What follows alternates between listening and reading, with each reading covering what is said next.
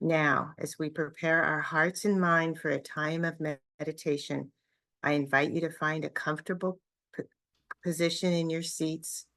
Close your eyes if you wish, and take a few deep breaths. Let go of any distractions or worries that may be on your mind.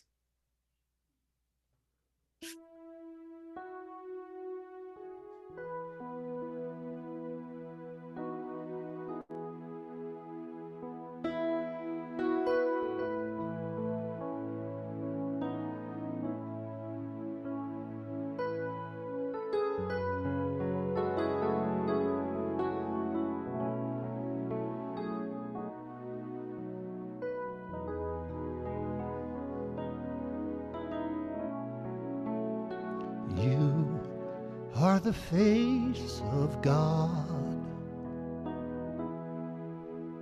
I hold you in my heart. You are a part of me. You are the face of God. You are the face of God. I hold you in my heart. You are my family. You are the face of God.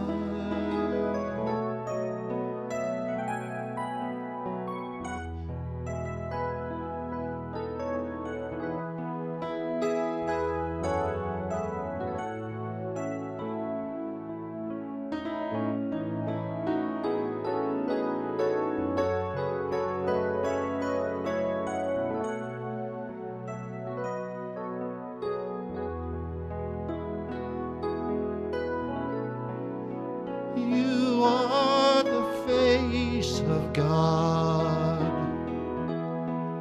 and I hold you in my heart. You are a part of me. You are the face of God. You are my family.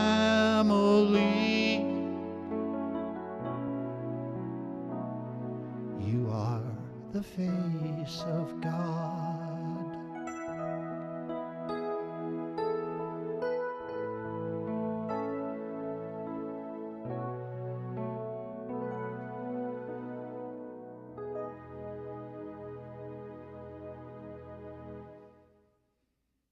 I am the face of God. I am. Breathing in and out now and settling down, settling in. I allow myself to become very aware that I am the face of God, that I am a part of God, that God is my family. I am the face of God. Breathing in and breathing out, relaxing the body now. Taking in another deep, deep breath and holding it for just a moment. And then on the exhale, release the belly and release the shoulders, release the jaw, and settle in to the knowing, to the awareness, to the being, the face of God. Breathing in and breathing out, focusing on the breath, that relaxing breath, that clearing breath, that breath of all time, the breath of God, the face of God, that God and I are one, and that there is not one spot where God is not, that no matter what the situation is, I am the face of God. As the body relaxes and settles comfortably into the seat, the mind begins to slow down. The thoughts slow down.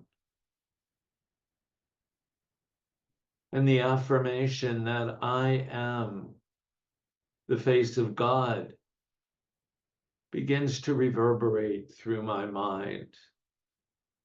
That divine idea that I am the face of God echoes through my mind, echoes through my body. Every cell in my body is alive, knowing that every cell is the face of God. That I am God's family and God is my family. I settle into that universal awareness that in the midst of this entire universe, that I am the face of the universe, that I am a part of all that is, and all that is a part of me. Breathing in and breathing out, relaxing into my divinity now, relaxing into my wholeness, relaxing into my health, relaxing into my aliveness, relaxing in to the being, the face of God. I sit now. I sit in the silence, and I am the face of God. In the silence, I am.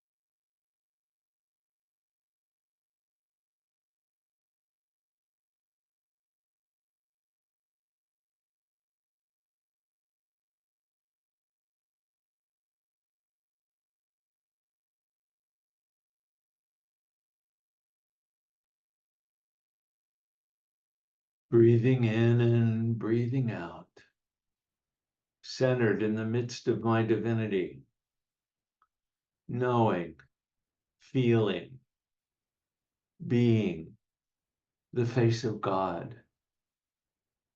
I take in one more deep breath and hold it for a moment. And when I'm ready, I exhale and I acknowledge my refreshed feeling, my renewal, my re-energizement, that I am the face of God. wiggling my fingers and wiggling the toes and moving the shoulders up and down.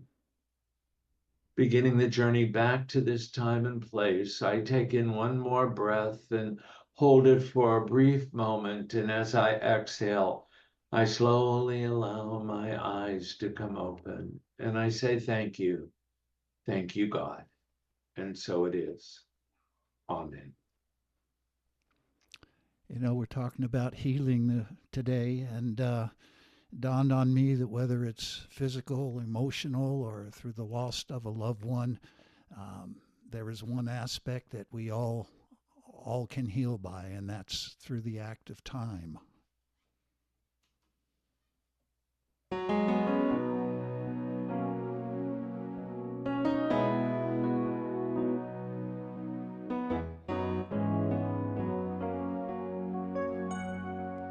He has a gentle salve for the wounded, a pillow for the weary soul. The only hope for some broken hearts is time.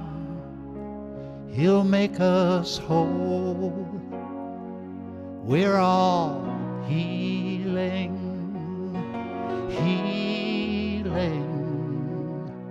healing in the hands of time. We're all healing,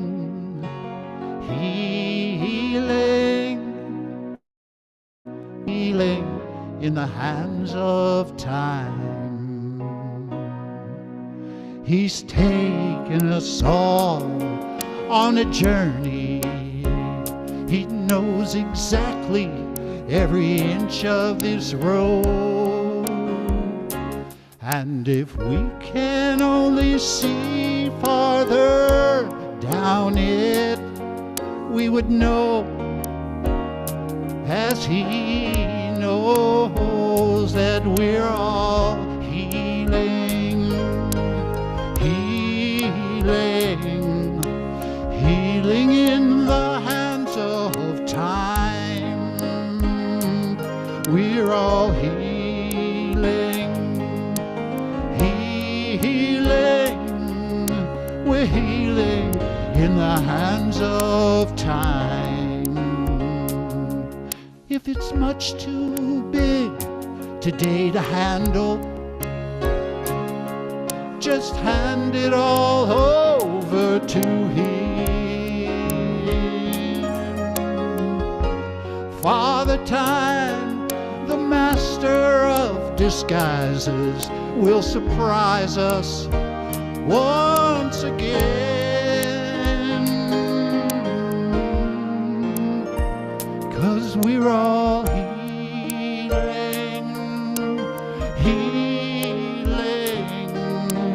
healing in the hands of time. We're all healing, healing in the hands of time.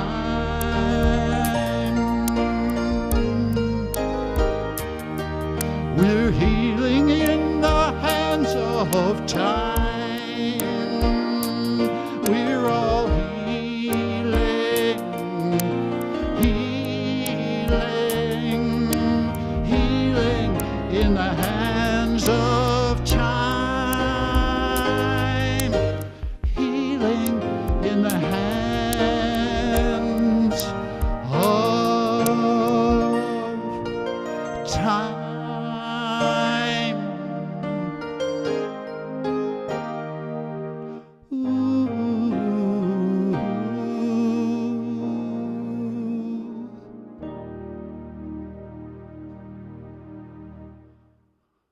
David Trolley. Thank you, David Trolley. That was beautiful. So wonderful doing ministry with David Trolley. Thank you, David. Healing in the hands of time. If you get nothing else out of my talk today, remember, we have to make the time to heal. We have to take the time. We have to make the time to heal. We have to take the time to be in balance. Time is on our side if we just will take the time. Time is on our side if we just settle into ourselves and relax. Time is on our side. But we're going to talk a little bit more about that in a couple of minutes. But Bob McAvoy, when he did the announcement, said that I would probably mention something more about my election intention. And I want to, because as you know, I'm committed to leaving a legacy of democracy for our country. And I'm inviting you to join me in leaving that legacy of democracy for our country. And I want to invite you to go to the site, My Election Intention, and register and follow the process, because when you register, it's quite a bunch of stuff that you get access to. One of them is to some information and resources on somatic healing, and it's based on the book by Prentice Hemphill, What It Takes to Heal: How Transforming Ourselves Can Heal the World. And so I've started looking and reading through this book, and I recommend it to you. I recommend it to you as you leave your legacy for democracy. And some of the other things that are happening when you sign up on My Election Intention are daily affirmations that come to you, other daily messages, weekly check-ins that you can do on Zoom, and other additional resources. Today's message is provided by Reverend Dr. Michael Beckwith, Mary is telling us. Sign up. Join me in leaving our legacy of democracy in this country. Thank you. Well, you know, what I understand, if I could just get to my slide to move forward here one more time. I understand that one beautiful Sunday morning, Reverend Bernard announced to his congregation, "My good people, I have 3 sermons in my hands. A $100 sermon that lasts 5 minutes, a $50 sermon that lasts 15 minutes, and a $20 sermon that lasts a full hour. Now we'll take the collection and see which one I'll deliver." Thank you, Reverend Bernard.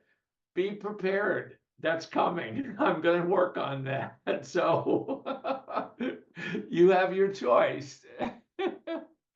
And then, speaking of pastors, there was an elderly pastor who was searching his closet for a tie before church one Sunday morning. In the back of the closet, he found a small box containing 3 eggs and 100 $1 bills.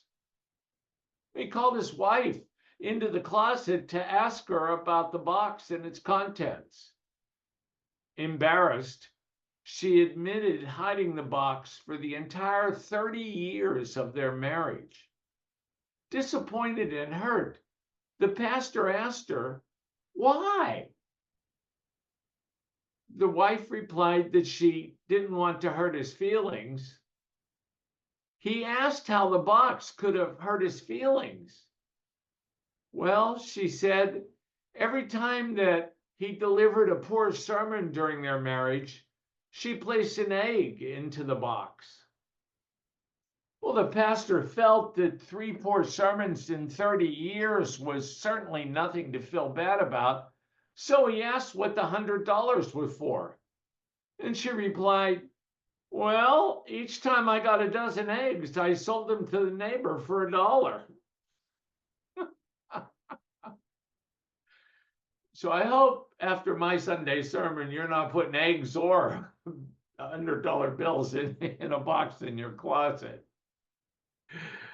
Oh my. But today, if you've noticed, before we started our book study on Discover the Power Within You, my talk title was Discover the Power Within You. And we're about to start our book study, our booklet study, Return to Wholeness, Living Healed, Whole, and Healthy. And I wanted to talk today about wholeness. I wanted to talk a little bit about living whole and healthy, about healing, about spiritual healing. And I wanted to invite you to come and join us in our booklet study. It's only 4 weeks, and you don't have to come every time, just drop in, but you do need to register to get the Zoom link sent to you. So once you register, it will be sent to you in an email from Breeze. So watch for it.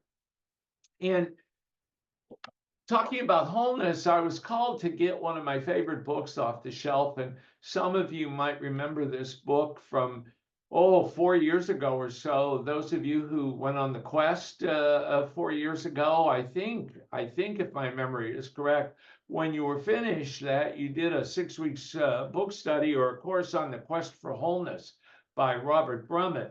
The quest for wholeness, healing ourselves and healing our world. And I'm going to be bringing some little tidbits from this book with me into our booklet study. But I want to share a few things that Robert Brummett says about our quest for wholeness, because we're always on a quest for wholeness. We're always, oh my goodness, what's going on here? This happened, that happened. I'm seeking wholeness. I need to be whole to come together.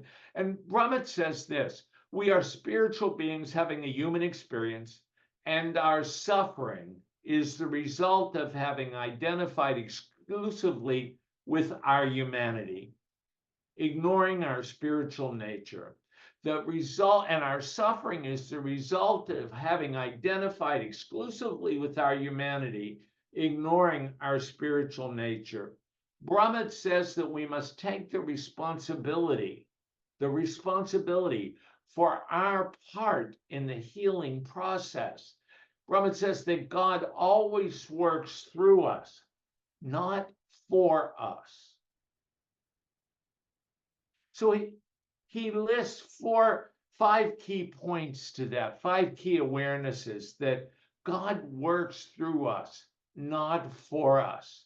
That the unity's 5th principle, that we can do all those other 4, but if we don't take action, if we're not involved in it, if we don't express it in this human experience, then it's all for naught. So Brummett tells us first that loving ourselves and others is integral to becoming whole. Loving ourselves and others is integral to becoming whole. I mean, I don't have to say anything more about that, do I? We know that loving ourselves brings wholeness to us, that when we open our hearts and minds to divine love, love is the great harmonizer. So how can we not begin to move into balance when we love ourselves and when we love others and we bring that love into the world?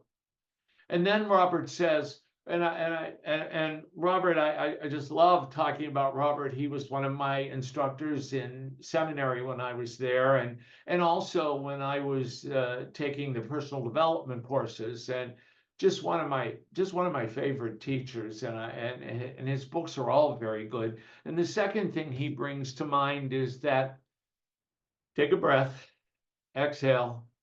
Forgiveness is essential. For wholeness, forgiveness is essential. We're never going to move into wholeness. We're never going to be whole. We're never going to use that wholeness that we can be without forgiving. That forgiveness is essential. It can be difficult, but also liberating and empowering. And you know that's true. You know that you feel liberated once you've got either received forgiveness or given forgiveness. You know that you feel empowered, and you also feel liberated, and it also empowers you. It makes you strong. It brings you back to balance. It brings you to center when you forgive. All right, the third one. Guilt. Guilt is not an inherent part of a metaphysical belief system. Oh, don't you love that? I mean, we've talked enough about guilt that it's worthless and it doesn't serve us at all, but I just love the way it says that guilt is not an inherent part of a metaphysical belief system. Because when you're looking above the physical, there isn't any guilt there. There's no need for guilt. You're above it all. You're in the midst of your own divinity, and there's nothing to be guilty about. That all of divinity is available to us. We are intimately related to everything else in this universe. We cannot become whole in isolation from others.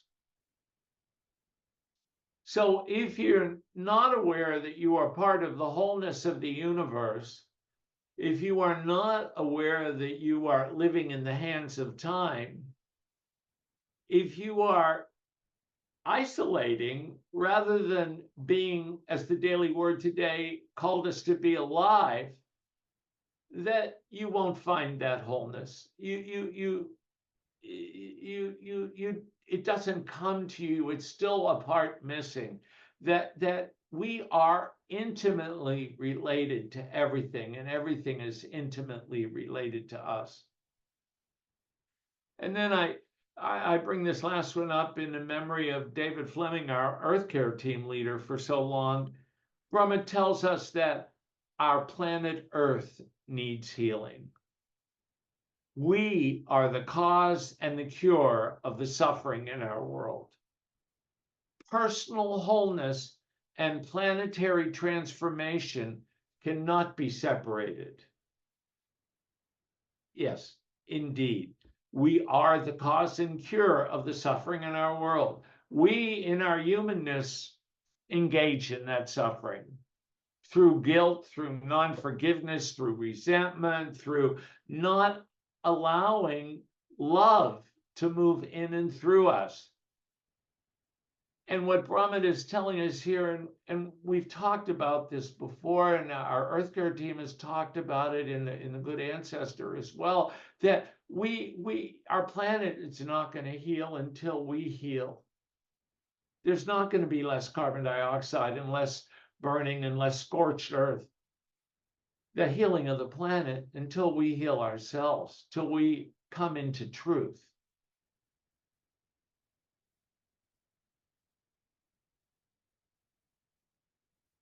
Brahma says, so we say, what is wholeness? What is wholeness? And Brahma says this about it. Wholeness could mean different things to different people. Yes, of course. To someone who's sick or injured, wholeness could refer to the restoration of physical health. To someone anxious, depressed, or mentally upset, wholeness might mean peace of mind, happiness, or joy. If someone has experienced a relationship problem, wholeness could mean love and harmony in relationships. If someone is in poverty, wholeness could mean prosperity. Brahma says that one's particular vision of wholeness may depend upon one's personal needs. He goes on to say that an all-encompassing definition of wholeness eludes us. It eludes us because wholeness itself is a divine idea. That wholeness is a part of our divinity. That wholeness is a divine idea. And we, in this human experience, can never totally define a divine idea. Brahma says that it is an idea flowing from divine mind.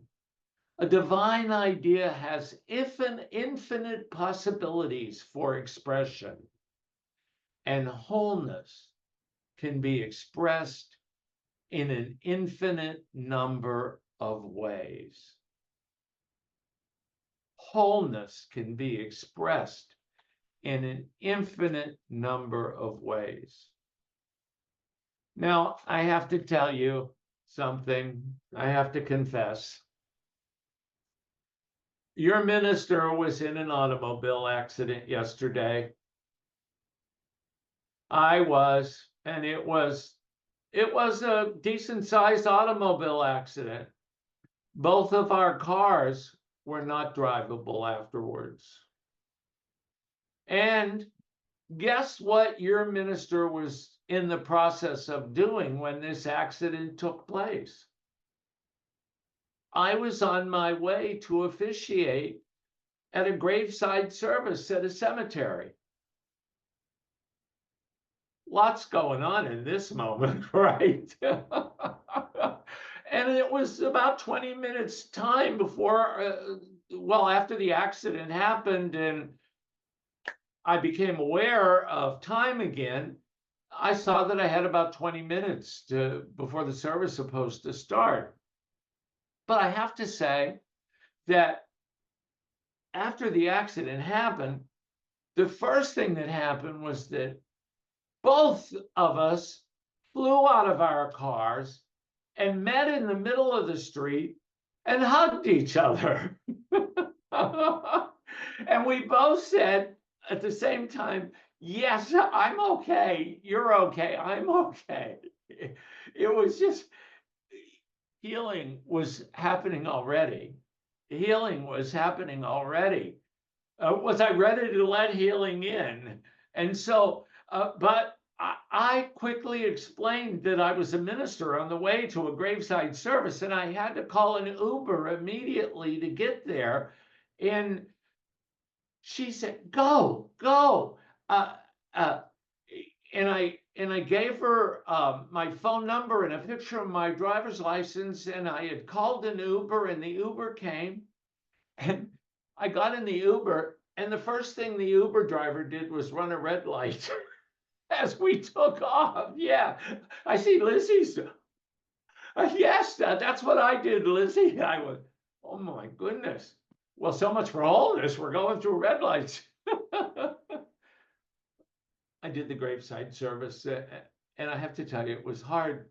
I prayed, God, let me be focused for this graveside service. I am whole. Let me be. I honestly, I didn't say that. I just said, help me get through this graveside service. And I did, and it was a lovely graveside service. And I called an Uber, and I got in it, and the shocks then started to wear off. The fact that I had been in an accident where my car needed to be towed, and I had just finished doing a graveside service with a release of 12 doves. The shock was starting to wear off. And you see, I had been very successful at using denial the entire way through the graveside service. A very positive use of denial. It's a healthy use of denial. I needed to put it out of my mind. I needed to deny any power to it. But as here I coming out of shock, I went right to lack, guilt, and anger. Oh God, how could this have happened? And what am about my car? And this is gonna, and who's gonna, and what am I gonna? And I said, I need to clear my mind. And for me, that means I have to express it out loud to get it out of my mind. So I thought, who am I gonna call? I'm in the back of an Uber. So I picked up the phone, and the first thing I thought of was call a chaplain. Of course, who did I call? Tried to call Marcia Chicotto. She didn't answer the phone. I said, I need my old friend Bob McAvoy. So hello, Bob. Blah, blah, blah, blah, blah, blah, blah. And I told him what could happen. And I could just see his face in my mind. And Bob said, Bob listened. Bob just listened. And then he told me what a blessing it was that I was able to be with that family at the graveside. And that I was on the other side of this now, and that everything was going to be okay, that I was going to be okay. Well, I mean, it began. I felt it immediately. As a matter of fact, he said I was going to be okay, and I said I am 100% okay. I am whole. I am healing now. It's going to be okay. I need to surrender. I need to practice non-resistance. I need to be willing to let go, and move forward in this human experience, and that I have everything I need to do that. Well, and I'll just say, and this is not a commercial, thank God I have State Farm insurance because they took care of everything. Jake, from State Farm took care of everything. Before I knew it, it all was taken care of. So what is healing? Martha Smock, in her book Halfway Up the Mountain, says that healing is to realize healing is to have the awareness of God as a living presence, not apart from us, but the very life in which we live. Another quote from Brahman in A Quest from Wholeness says that the primary truth, the foundation of healing, is the realization of our innate oneness with God, our source, our true nature. Yes, Bob brought me back to the realization of my oneness with God, of my true nature. Brahman says that spiritual healing is the process by which we become whole.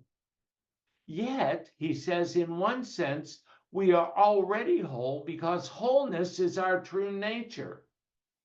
So, spiritual healing then is the process of seeking, discovering, experiencing, and expressing our true nature, which is wholeness itself. Spiritual healing is making visible the wholeness that lies invisible within each of us. Lowell Fillmore said in his lecture, New Ways to Solve Old Problems, in reality, spiritual healing is the only kind of healing there is. That the deepest sense of healing is the restoration of wholeness in our mind and heart and inner and outer selves.